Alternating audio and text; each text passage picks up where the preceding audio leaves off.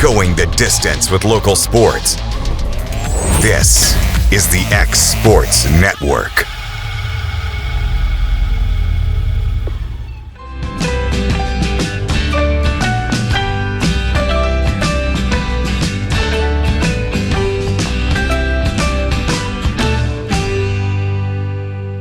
Financial advisor Scott Beasley knows time spent with family is everything. As a founder of Beasley Wealth Management, his mission is to give clients the freedom to enjoy time with family without the burden of financial concerns. A local of Lawrenceburg, Scott deeply values building relationships with clients, ensuring they make informed decisions concerning asset management, tax planning, and retirement planning. Offering a free initial consultation, Beasley Wealth Management helps clients pursue their aspirations with confidence. Banking made simple and convenient. At Builtwell Bank, we're here for you. Whether you're making a milestone purchase or saving for retirement, our dedicated financial team will walk with you every step of the way because we care. From personal banking accounts to making sure your business and commercial needs are met, we'll make sure you have a dedicated Builtwell banker that understands your unique needs and goals. Serving Lawrenceburg and Summertown. Come see us today. Member FDIC. At C&B Linen, fast, friendly, and reliable service is our promise to you. Because you're not just a customer, you're family. From multi-use linen to branded floor coverings and a complete range of cleaning supplies, C&B Linen is here to make sure you have everything you need. From our high-quality products to our fast, friendly, and reliable service, you'll experience the difference with C&B Linen. Because you're not just a client, you're part of our family. You'll be winning with C&B Linen. Going the distance with local sports. This is the X Sports Network.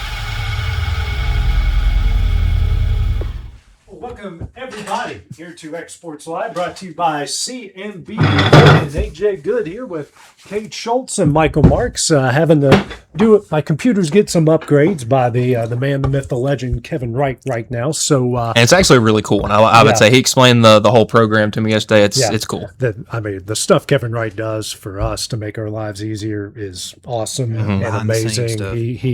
He doesn't like the recognition, even though, oh my goodness, I'm about to break something that he's going to have to fix. He doesn't like the recognition, but we got to give credit where credit's due. For sure. The reason our stuff looks as good as it does, and we run like a smooth, well-oiled machine. I was about to say something that was really bad right there. The reason we run like a well-oiled machine is because of Kevin. So that's the reason why I don't have my computer, but we're going to get through it. We were actually, before we came on air, having some fun here with Cade. Cade had never, we're about to go some pro wrestling. Cade had never, ever seen the clip, Mike, where Macho Man took a cobra bite from Jake the Snake. Yeah, and like they were describing it, I mean, that's just insane. I don't know exactly what the year was. I mean, late 80s, I would guess. Maybe 88, I think, 88, 89, when wrestling was still, because the Macho Man, Jake the Snake feud was pretty good. Yeah. Well, you showed me the one with the python. Yeah, I would say I showed him the one with the python in the Royal Rumble a couple years later. That was rough, but then you showed me the one with the cobra. He tied him up like this, crucifixion style. Yeah. Right there, and it didn't stop. Yeah, he kept on. And for those, look up the backstory to that. The only reason the Macho Man would take that is because he made Jake take it in the locker room. Cold, no adrenaline running through your body. Don't watch it around your kids. Definitely not suitable for work. Listen to it in your car. Listen to it when you're about to go to bed at night. But like I told you guys, I remember watching it as a kid. It was on that Saturday morning show, and my dad was teasing me. I was like, "Dad, let's watch wrestling. It's on. It's 10 a.m. or East Coast time." And he's like, all that stuff's fake. And he's just teasing me because he likes wrestling too. And literally right at that moment in time, he's telling me it's fake. Jake breaks out the cobra. And you watch him like paintbrush it, smack it to get mad, puts it on the Macho Man, and then my dad's like, "Yeah, That was pretty much Cade's reaction over here. Basically.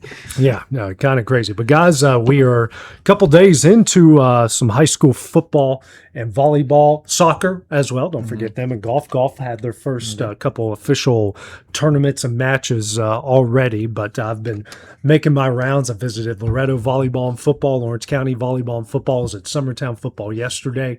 I'm going to visit Summertown volleyball and Mount Pleasant football right after this. But guys, it's crazy how quickly things are turning around. We got the SmackDown coming up Friday and Saturday. All three of us will be busy. We also have the American Legion 19U state tournament over at Columbia State. I'll have all 5 of those games starting tomorrow at 1:45 and going into Friday evening. But one thing I've noticed about every volleyball-wise, and I can't wait to see Summertown later this afternoon, volleyball-wise, a lot of youth, a lot of talent. That's going to be fun. And football, you're dealing also with a lot of youth. But I have really good feelings about Loretta. They're just so much experience coming back. Of course, Lawrence County has a lot of experience, and they're working really hard. And then I go to Summertown.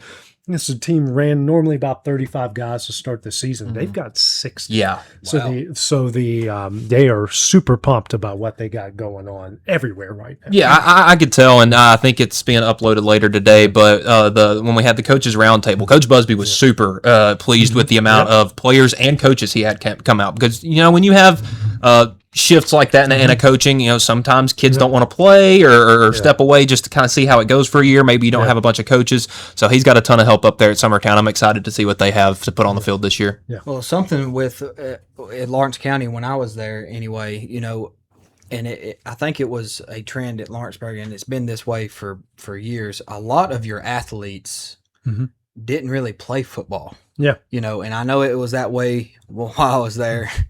I was one of them. I didn't play football. Yeah. Coach Marston did come to me several times.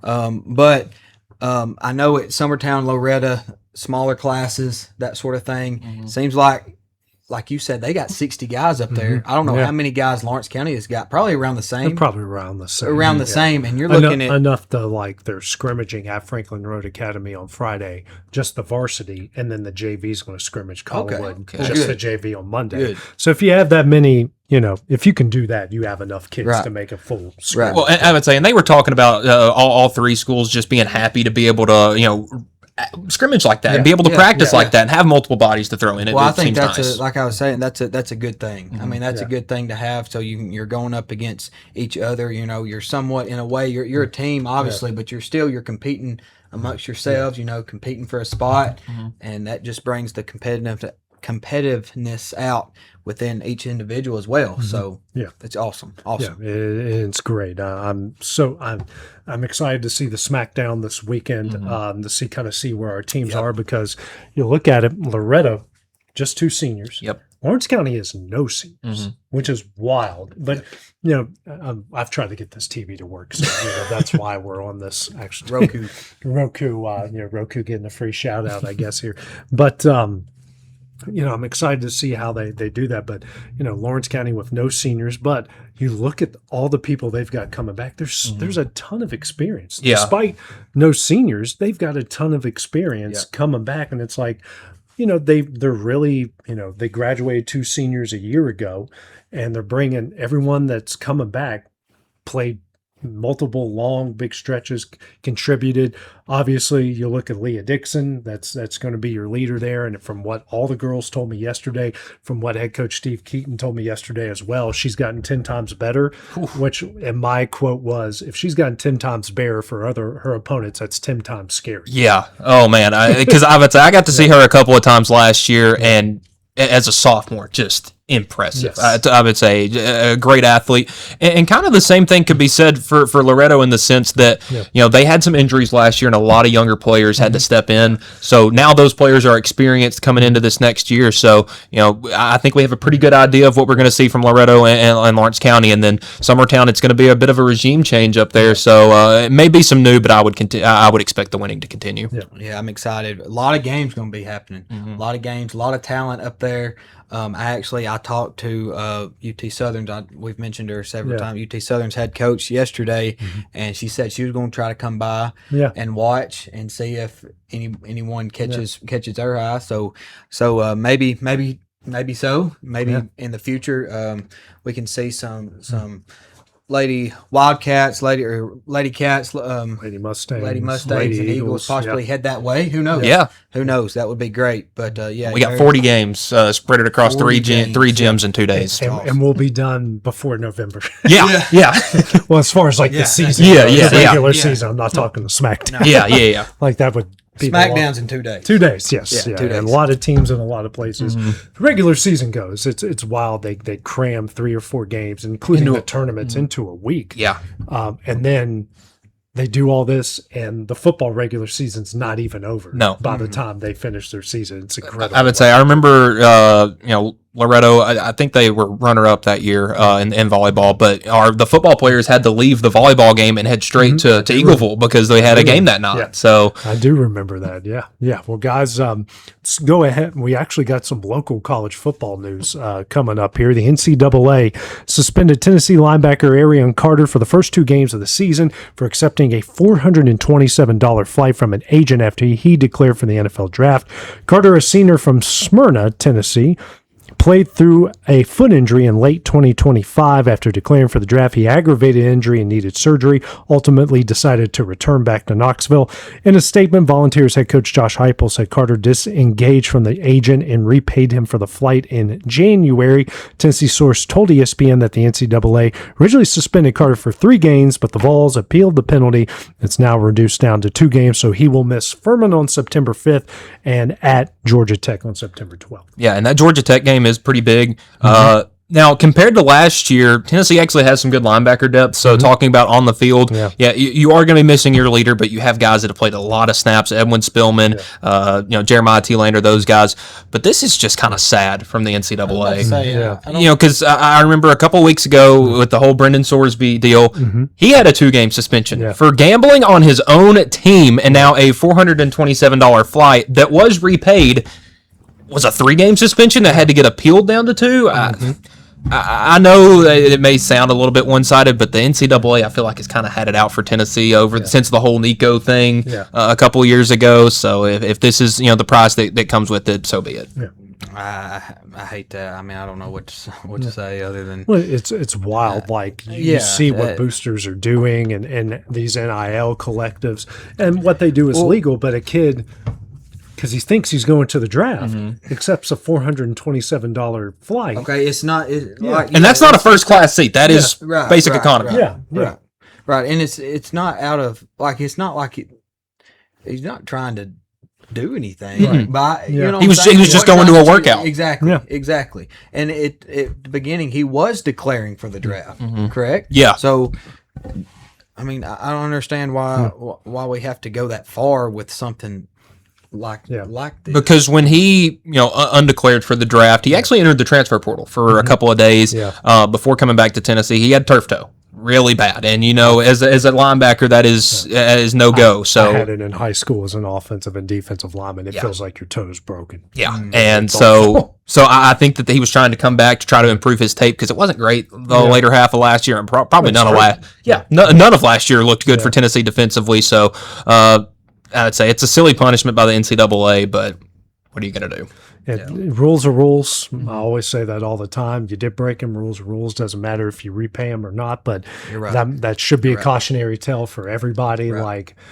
They're still doing this. If you're keeping your options open to come back to your school, don't do these sort of things, because they will come back to haunt you. So you're losing 2 games, which might help him out in the long run, because he got hurt in the latter half of the season. So I'm not saying he would carry over, but I'm not saying he won't get hurt the first time he goes out there in action against Kennesaw State. Very well could happen. Yeah. Well, they have Kennesaw State, they have Georgia Tech. Will he be able to be with the team that week with workouts, with that sort of thing? I think he is allowed to practice and everything. He just can't. He can't go to the game. Okay, so don't know, but that's as far as going on throughout the rest of the season. Week 3, week 4, week 5, whatever.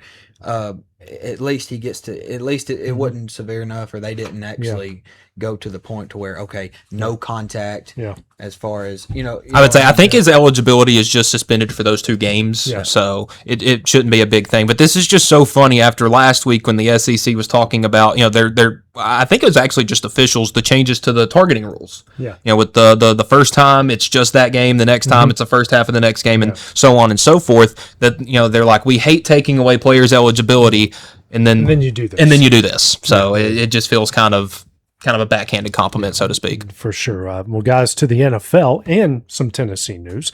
Carolina Panthers rookie receiver Chris Brazzell II will undergo testing on his left knee after he suffered a non-contact injury in Wednesday's practice, Coach Dave Canales said. Brazzell, selected in the 3rd round out of Knoxville by the Panthers this year, had missed 2 practices earlier this week because of soreness in his knee. Brazzell ran a 4.37 40 at the NFL Combine in February and has big playability that can stretch a defense. He had 62 catches for 1,017 yards, 9 scores last year for the Vols. Yeah, and this does stink for him because he had such a good last year at Tennessee, and I really think that he was trying to kind of change that narrative that that the Tennessee receivers had under Heupel, that it was just they just run in straight lines and run really fast and stuff like that. He was a really good route runner, so I'm hoping that this isn't a serious thing because I think he could be a pretty big contributor for the Panthers. Bryce Young has really been coming into his own, and I can't remember Tedero McMillan, their receiver last year, had a really good rookie season, so it could be a big season for the Panthers, and especially a weak division. Yeah, you have Bryce Young, you got Kenny Pickett now in there. We don't celebrate Pickett. We don't do that on this show. No pick guys. So I don't know. I don't know if they. I got you. I don't know if Pitt ain't that where he was at Pittsburgh. Yeah. But he's a West Virginia fan. They don't like each other. Right, yeah. There's 3 words I'm not allowed to say on this show. Yeah. Rhymes. It rhymes. Goes really good with Sweet Caroline, too. I don't know if Andy Dalton is still in Carolina. I don't think he is. Andy Dalton's a gunslinger. He needs to be able to retire. He does. He does. And I'm going to touch base with, you said, was it Evans? Are we talking about Evans? Is it Brazzell. Brazzell. Okay. Sorry. I was looking up some news. Evans, their tight end, was carted off from Mitchell Evans, and that's a big piece too. That's a big piece. That's what I was looking at just a second ago. But anyway, my thought, I was going to Andy Dalton. He needs to hang him up. Yeah. But anytime, especially over the past 5-6 years, anytime he would start a game, I would always start a receiver that was because Dalton would throw 50 times a game. He would. I mean, he would air it out. Yeah. He is a good quarterback. He also had A.J. Green, which helps. Right. Yeah, but hopefully, actually, it's wild. He made the playoffs as many times as he did, and never won a playoff. Yeah, it's crazy. They'd always get the wild card round, and it felt like they'd always run into like the Steelers or the Ravens or something like that. The Texans when they had Deshaun Watson one time. Growing up where I grew up. A lot of Bengals fans, so that's why Joe Burrow is the savior to them because they actually won a playoff game. But anyway, what I was getting at with Bryce Young, with some of these pieces, hopefully Carolina can have a good season. I'm hoping they do. They have Xavier Leggetti. He's a wide receiver. He's probably the countryest. Oh my gosh, yeah, South Carolina. I've ever seen in my life. I've loved watching his interviews. Hopefully he can come around and have a good season. So trying to put pieces together as well as all the NFL teams.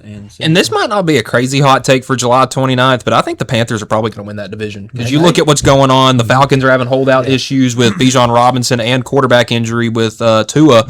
The Saints aren't great, and then the Buccaneers. It seems like everybody hates Todd Bowles down there. Baker wants to try free agency. Vita Vea wants traded. I mean, the 49ers already got Mike Evans, so well, you see what happened last year with that division. I mean, nine wins will get you a playoff spot. Yes, exactly. That's what I was saying. 9-8, 10-7, 9-8. That will get you a playoff spot, or that will get you winning that division. Well, speaking of that division, the Falcons placed Tua on. He's sidelined what the team considers a flare-up of an undisclosed injury, according to Coach Kevin Stefanski. Falcons did not reveal the nature of Tagovailoa's injury on Wednesday, but sources told ESPN's Adam Schefter the veteran quarterback is dealing with a tight back. Tua and Michael Penix Jr. are both out. Sources told Schefter that the Falcons are signing Cooper Rush to strengthen their already injury-ravaged quarterback. Gosh, Cooper Rush is turning into the new Jonathan Johnson, or Josh Johnson, where you just pick him up to be your Tyler Huntley. Yeah, Tyler Huntley. that you just pick up to be your third string quarterback when everybody's hurt. Yeah. But yeah, I mean, this kind of adds on to it. Yeah. Atlanta had quarterback problems, and now both of your guys that have been practicing, that are left-handed guys that have been practicing with your team all summer, are now going to have to turn around and be thrown to by a right-handed quarterback, which is not an easy shift. Exactly. And with Tua, almost 20,000 yards on his career now. The big 2023 year he had. I was a Dolphins fan. He's coming from Miami.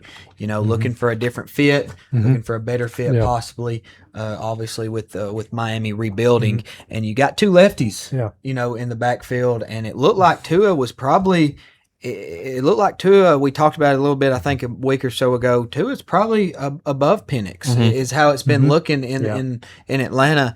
And then he's dealing now with this back tightness. He's got 120 touchdowns to 59 interceptions on his career. So not terrible. Yeah. We know he can't run the ball. We know his concussion problems there, and how it seemed like after every concussion he's had, it's like everything's now just. Well, it's kind of not. Yeah. Did that make sense? Well, and as many as he's had, the fact that he's still in the league is probably a miracle. I mean, so. Them Simon Cooper Rush, he had some good starts for Dallas. The last several years. So. Well, and I think the bringing in Tua was trying to bring in maybe a veteran presence to kind of work around Penix, but again, with both of them hurt, not gonna be a lot of learning going on. You're right. Yeah, and also kind of shifting back local. I'm bouncing all over the place, and all my TV news consultants are about to kill me right now. Locally, how about John Colby Stanley's committed now to Columbia State, and Columbia State is literally turning into Lawrence County JUCO right now with all the Loretta and Summertown guys going over there. And John Colby is a Lawrence County kid now. He is transferred over, so we'll have a Lawco kid over there. And I don't know if you guys have seen, speaking of Columbia, the jumping jacks, Alex Petford is crushing the ball right now. I would say. I saw a video. He went like 4 for 5 with like a homer and a grand slam, and that grand slam was a no-doubter. That almost crushed. With a whip bat. It's not surprising. I mean, every time he came up and I got to see a couple of his at-bats in high school, I mean, you could tell the kid was special. And I'd say you're just waiting to kind of see it translate to a college field, because, I mean, doing this all summer, it's got to translate. Yeah, I mean, he's put some muscle on, I can tell. Yeah. I told him when I interviewed him right before I went on vacation, I'm like, man, dude, you hit the gym. He did. He looks great. He looks great, and he's still got that speed, can still run the bases. It's an incredible fielder, and I mean, you hit 10 home runs a senior year. I think that's a single season Lawrence County record. Do not quote me on that. That's one of my goals. Somebody's gonna find one. That's one of my goals now. Is I want to find all the records for all the high schools. Yes. When you say something, all three of us in a position where we're like, okay, we know this is for real, and it's nothing like that. And he's joining talking about John Colby. He's joining a couple of former Mustangs. Kason Springer and Raleigh Ellis are going to be up there, and I believe a couple of his former Summertown teammates. Kason Blackwood, I believe, is Jackson up there, and Jackson Bennett. Yes, I think a Wildcat from Wayne County is going up there too. Logan Davis. Yes, I think he's going there as well. And I believe Grayson Burleson is transferring over there. So I would say, like you said, I mean, it's going to be a sort of Lawrence County JUCO. Yeah. Speaking of Columbia State guys, I don't know if y'all seen head coach Desi Emmons has taken a position at Lipscomb. At Lipscomb now. So he is the hitting coach. I believe he is the hitting coach / recruiting coordinator at Lipscomb University in Nashville. So congrats to him on moving on up. They were so close at beating Walters this past season there in the junior college tournament in Tennessee, but fell short. But with him moving up, there's an open spot at Columbia State for a head coaching position. So I don't know who are they going somebody locally? What's y'all's thoughts on that? We'll see. Well, because Motlow State took Tullahoma's head coach. They did. He's state champion. He's really good. He's developed some really good guys there. Brian Morse, congratulations to him. I know he's. I've heard he's wanted that job for a while, so he gets that and gets it at a good time. And he got Logan Mays committed a couple days ago. Yes, he did. So he's wasting no time. Yeah. And and you would think especially with all the local kids, Desi did a good job. He did. Of getting local kids. He did. And not just like local to this, like local to Tennessee. Yes. Walter State. I mean, there's a lot of great baseball talent in the state. I got to see some of it with my JUCO rounds, this in softball and baseball. There's a lot of great talent at that level. It's very underrated. I know people think, oh, they're going JUCO. It's like, you guys watch a JUCO I was about to say those are pretty hate on intense. I mean, it's crazy athleticism. I mean, these guys are really good. Yeah. Like, they are. Don't knock They it. are. Yeah. I mean, your Friday night game, they go. When I was there, I don't know if they've changed it since few years back, but they go a Friday game, and then they'll go doubleheader on Saturday for all their 9 innings too. Yes, Yeah. all 9 innings for their 3-game series, and that game 1 starter for each team. I mean, you're looking at Real deal. 90, 93 Yeah. from the right side. Yeah. I mean, locating. I was just say, I remember a couple of years ago, Columbia State had a kid that was like 90. I think he was 95 plus, like 97, 98. yeah. So Yeah. yeah, there is crazy, and you got guys hitting 400-foot home runs like it's nothing. Yeah. I would say they have the same level of athleticism. I think this is you're going to start seeing some of those guys elevate to the D1 and D2 levels because of all the 6th and 7th year seniors and COVID years and eligibility and that and whatnot. And they're going to good programs, and especially Columbia is known to send guys to big schools, and who then eventually go on to over Which, of course, Walters is really a feeder school for Knoxville and UT over there in Knoxville. So now you have Pellissippi over that way, another junior college that just started two years. I would say 2 seasons ago, I believe. Two seasons ago. So junior college baseball is very competitive. Yeah, absolutely. Well, coming up next, guys, the MLB trade deadline's right around the corner. We're going to start taking a look at some of the needs that these teams are going to need coming up here. The trade deadline. Sex on X Sports Live, brought to you by C&B Linen. Don't say anything while I'm gone. Going the distance with local sports. This is the X Sports Network. Got a dent, a ding, a scratch, or a bent fender? Major or minor, Car Country Collision Center in Leoma can fix you up. Car Country works with all insurance carriers, gives free estimates, can work on foreign and domestic vehicles, and has experience you can trust. They've been in business since 1990. Unfortunately, accidents happen, but you can get your car back on the road with as little hassle as possible with the help of Car Country. Call 931-852-4708 or stop by at 2567 Highway 43 South in Leoma.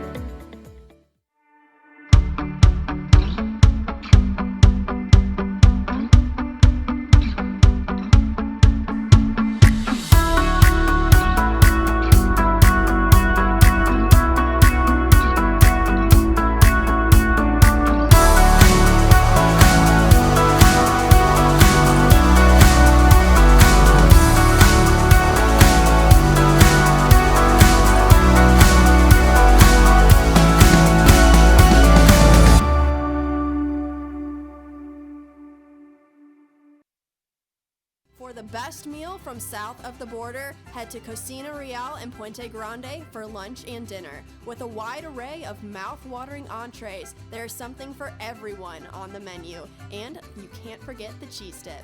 They'll treat you like family, and you'll never leave hungry. Make Cocina Real Mexican Restaurant and Puente Grande Mexican Restaurant your choice for authentic cuisine, located in Lawrenceburg, Tennessee.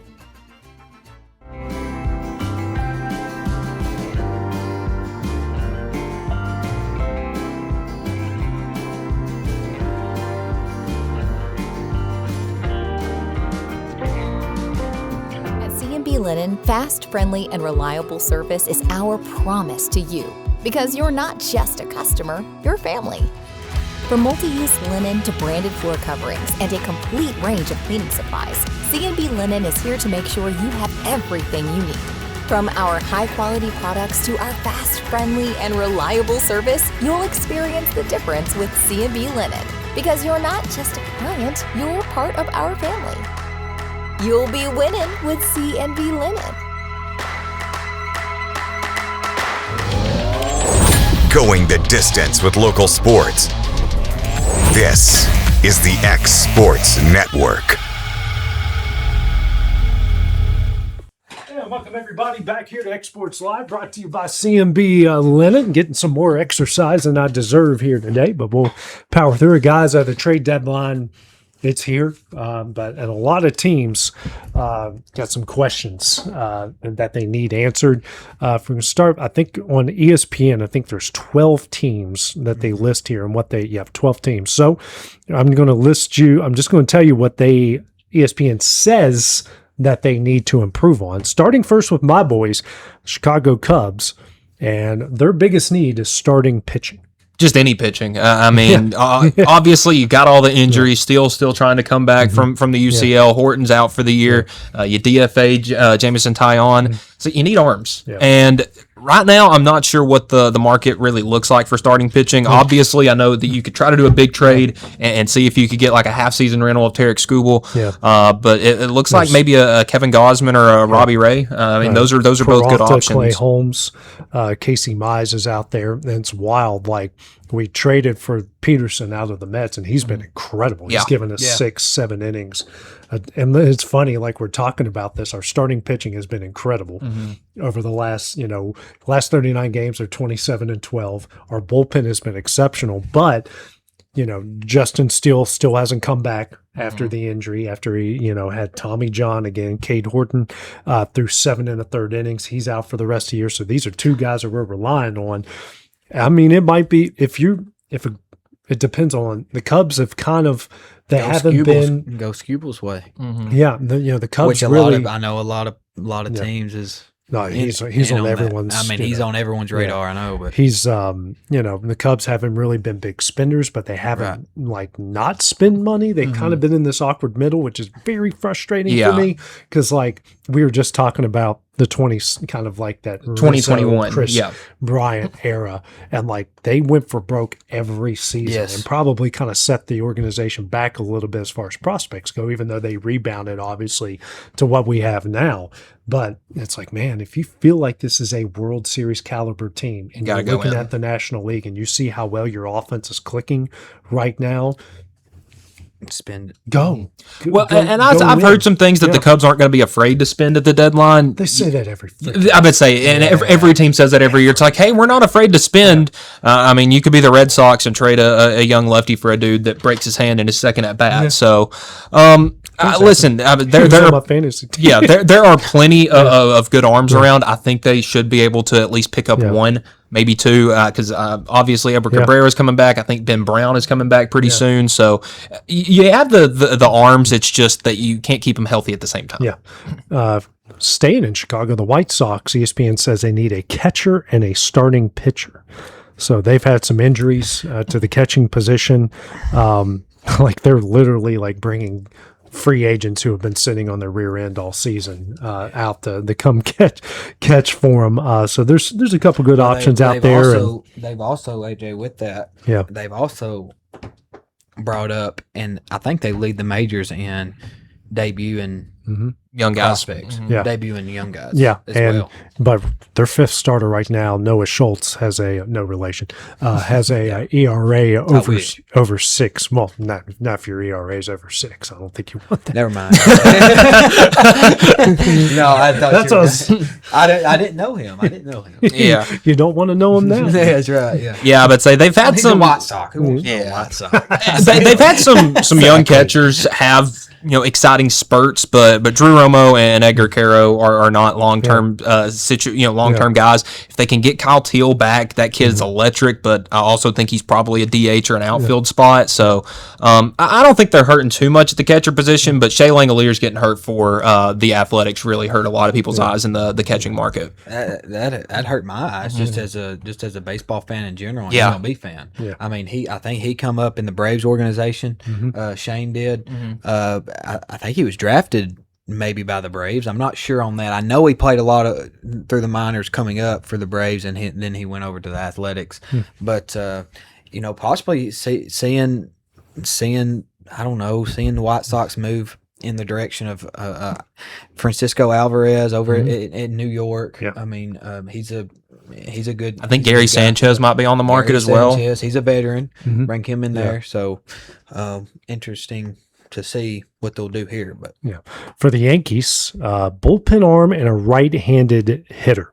So injuries to Judge, Stanton, and Cody Bellinger kind of make them look like they're winning games despite all of these injuries.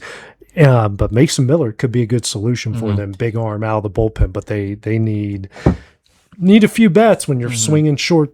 You know, you got those short porches, which can come into play in the postseason. You need some guys that can hit the ball out. Yeah, Austin Wells has not had a great year at all. I think he's still sub 200 with his batting average, probably sub 180. But you look at a guy like I just mentioned, Gary Sanchez. He could come back to New York. That's a big right-handed bat that could really make do with those short porches. The Mason Miller trade is something that I see happening. I don't know who will get him, but it seems like the Yankees are the front runner. I think with the Red Sox having that late stretch right before the All-Star break kind of took Chapman off the market. So and finding a guy that you can throw out there and know will get you those 3 outs, that's hard to do. There's probably 2 or 3 guys in baseball and only one of them's on the market. Yeah. Speaking going back to the White Sox, now we're on the Yankees. Weathers throws in Chicago tomorrow. Yeah. So hopefully he has a good start. But with the Yankees and all the injuries, you hate to see that. Not really, and, honestly. But Tyrone Taylor up in New York as well. He ain't played or started a lot of games, but when his number is called, he had a big home run last night, or not last night. They got rained out 2 nights ago. It was against the Atlanta Braves. He's a big bat. He's a right-handed hitter in that National League. Maybe jumping over to the AL, seeing some new hitters. I don't know if that would be a good thing or a bad thing, but I mean he's a very good bench player there and a good right-handed hitter. So interesting to see what they'll do. Yeah, the Braves starting pitching, and it looks like they might be the front runners for Scooble. That would be exciting. That would be very exciting. I've been thinking about that a whole lot. But even if you get a guy like a Casey Mize, he's no Scooble, but that's still a really good arm. I would say the Braves are probably just one arm away, really. I would have to agree. And they've got several on the IL. They've used a league, I think a league most 30 or 31 pitchers this season. Just for example, they brought up a guy. They brought up a guy the other night to Baltimore. Brought him to Baltimore. He threw 3 scoreless, struck out 4, I think, give up 1 hit, and then designated him for assignment right after that. So he's gone. I mean, I understand it's a business. I understand moves has got to be made. I understand Ronald Acuna is on the verge of coming back, and now he is back, by the way. Ronald Acuna he's in New York playing. They're playing, I think, right now. The Braves and the Mets are playing. But you have a guy that you're needing some pitching. Obviously, your relief, you got Dylan Dodd, a lefty that's throwing very well. You got, I think his name's Dodder. What's his name? Few something. You may have to look that up. I'm sorry. Fuentes. Yeah. Fuentes. He ain't good.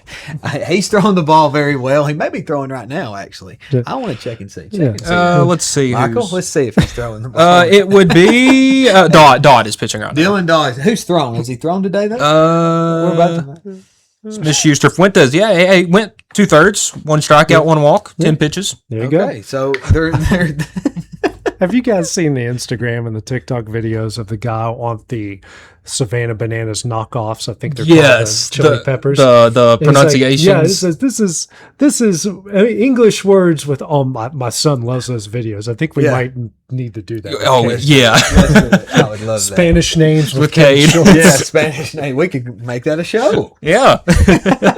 Number 5, the Tampa Rays also need starting pitching, and from what I'm reading here, they could be a dark horse to get Scuba. And it would be so out of character for Tampa Bay to go for such a big name. Yeah. But they've gotten really good seasons out of Shane McClanahan and Drew Rasmussen. They just need more arms because their offense has been fine. I think they're like last in hard hit rate, but they hit the ball a lot. They bunt, they get on base, they run. They just need some arms to be able to close some games down because that's really where they've been struggling the last month. And you hate to bring it up, I guess, but Tampa Bay, you look at their budget. They're not one of the leading on the payroll, and I know you probably you have to think they've done a great job. Yeah. I feel like their front office has done a great job. I feel like too they've probably sat at the desk, sat down and said like, I don't know, we can't think like the Yankees in here. I think this was probably set on Moneyball. Yeah, it probably was. I think it was set on Moneyball. Yeah. I think we can't play like the Yankees in here as far as enclosed doors and then expect to win like the Yankees. I would say I fully expect them to trade for some guy that's got like a mid-6 ERA and just turns into a stud for them. Yeah, and then they make a strong postseason run. Yeah. So. Seattle needs a right-handed hitter.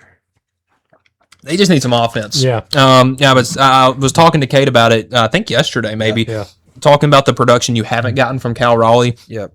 Their offense would go from, I believe, 28th or 29th in baseball to top 10 if he just had the same production he had last year. And it's kind of surprising talking about, what that team does have at the plate, but they've struggled. They have struggled. Yeah. They have struggled. And to be right there at 500, you got to. Well, and that division is so up for the taking. I mean, you're 500 to get you in. Yes, and it is.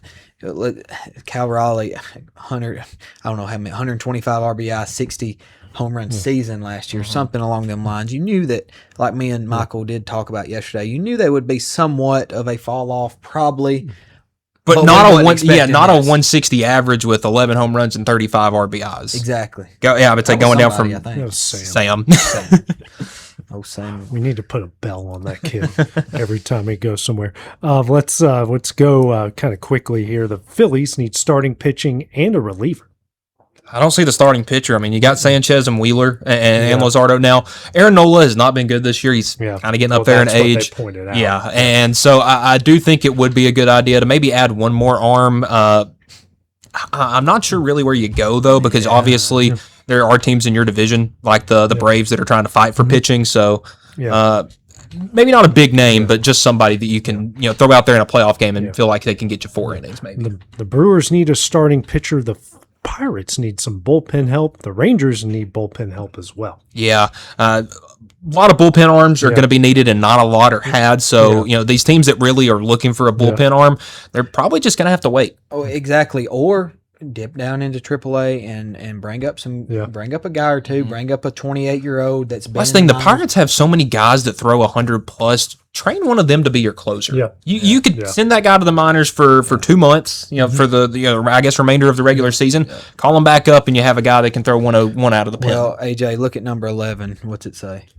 The Cleveland Guardians, any kind of offense. Just any semblance. Which is hilarious. Well, they have Ramirez out for a while. Yeah, they did. And that is a big part of their offense. Big part of their offense. He's been doing good since coming back, and I can tell because my fantasy team has been doing much better since he's back. But, man, it's wild that they're still in contention despite, they can barely score 3 runs a game. Yeah. Well, you look, there's any kind of, big name they have is young. Kyle Manzardo at first, he's young. Yeah. Bazzana, he's young. Jose Ramirez and Brian Rocchio are probably your most experienced guys. And if you're trying to be a good offense, and nothing against Rocchio, but those aren't the guys you need on your lineup. Stephen Kwan has been really down this year, so they need help in the outfield big time. And for the Red Sox, they just need a shortstop. Yeah. Everyone has been hurt. Marcelo Meyer has been hurt. You've had Trevor Story get hurt. Yeah. Listen, it's not a name listed here. I would sell my firstborn for Bobby Witt Jr. But I would go for C.J. Abrams. Yes, he is crushing the ball. Him or I like the Neto guy, Zach Neto from L.A. Just for the fact of defense, because C.J. Abrams is terrible defensively, and the Red Sox have been good defensive this year. In the years they're bad, they're top 2 or 3 in errors. So if you try to go Abrams' way, do you see the Nationals giving him some money? Do you see him paying him after this year? He is. He's been the All-Star break. He's had 8 home runs since the All-Star break. I think he said, and even before the All-Star break, he was great. I think he had 21 or 22. Yeah, he was an All-Star. He's up there. So, all right, guys, let's go to my favorite part of the show. It's called Name That Schedule. All right, Cade. It's a Power 4 team. Not giving you conference. I'm just going to read off the schedule. All right. And I'm gonna like verbally break down just what goes through my head, how I break this down. Okay, we're not going in starting off on any of the conferences we started off with. Okay. So, opening day against Miami of Ohio. Opening day? We going baseball? No. Just the first game. Okay. Well, I heard opening day. You got me excited there, AJ. Home versus UCF. Home versus Syracuse. Home versus Bucknell. At Virginia Tech. That's not conference. Home versus North Carolina. at Boston College, at Miami, home versus Georgia Tech. Week off, home versus Florida State, at Louisville, at Cal. Okay. So the way we're going to break this down, and this may not be the right way, but I always look at that first game. Yeah. Okay, Miami of Ohio. And we can also tell from the couple of other games, it's an ACC school. Right. So try to put 2 and 2 together, find an ACC school near Ohio. I am going to go, because I actually don't know this one. I was thinking Louisville. Louisville? Louisville's on their schedule. Oh, yeah. Okay. Okay. It's actually one of the tougher ACC schedules out there for sure. Okay. So it said Miami, Ohio. So around that Midwest. Yeah. Area. Did we say Virginia? No. It's not Virginia. They played Virginia Tech last week. That Cal game at the end has really thrown me for a loop. That's because why I picked this schedule. Yeah. It's not a rivalry game, so there's no. Because I would say no so. It's not with Stanford. this. My mind is. This is who they played last at the end of the season last year. Is it SMU? No. Oh man. No. We may have me stumped, Cade. If you stumped, I'm definitely stumped.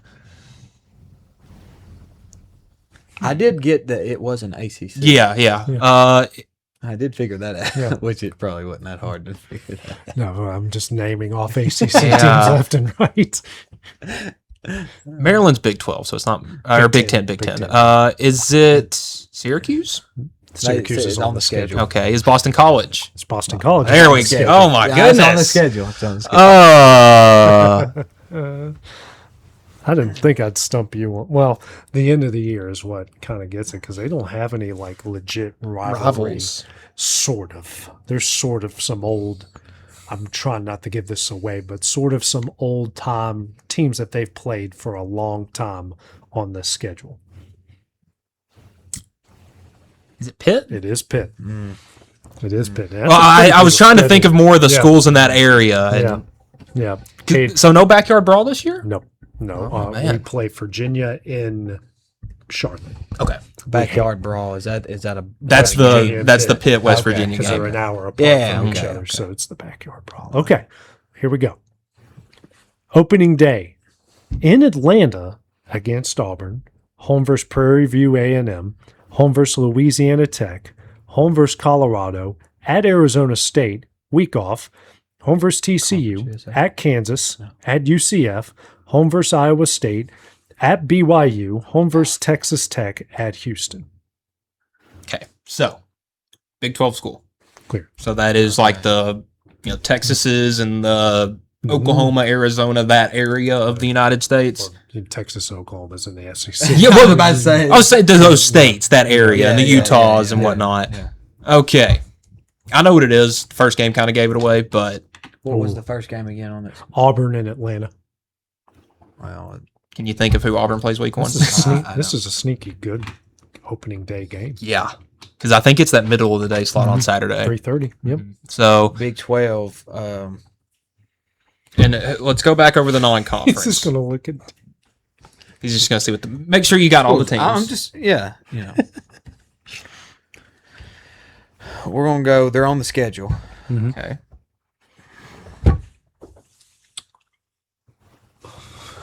Throw it out there. Nah, Just a guess.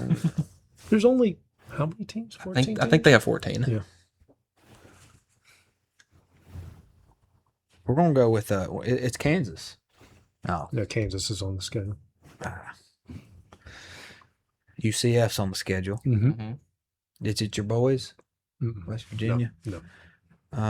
No. We open with Coastal Carolina. We'll play Marshall, but they'll play Coastal Carolina. Yeah. Iowa State? No, Iowa State's on the schedule. It's their homecoming game. I'd go back to the first page if I were you. The little first page of schools. Baylor. You got it. There we go. Hey! Good All right, stuff. so he's got one right. Now we got to get it on the first glance. Yeah, we do. Did you know that, it from that, the get-go? Because that- the Auburn Yeah. game? Yeah. that didn't count. Really? No, you're going to get. Listen, my favorite one is when he starts breaking out like the Sun Belt schedules, and you're just guessing. I put Taylor and him through the FCS schedules last year because we were running. I was running out of options at a certain point. So that will do it here for Exports Live, brought to you by C&B Linen. No show on Friday because we're smacking down and smacking baseballs. I'll be at the American Legion 19U State Tournament starting tomorrow at 1:45. So for Kate Schultz, Michael Marks, I'm AJ Good. We will see you guys next week. Going the distance.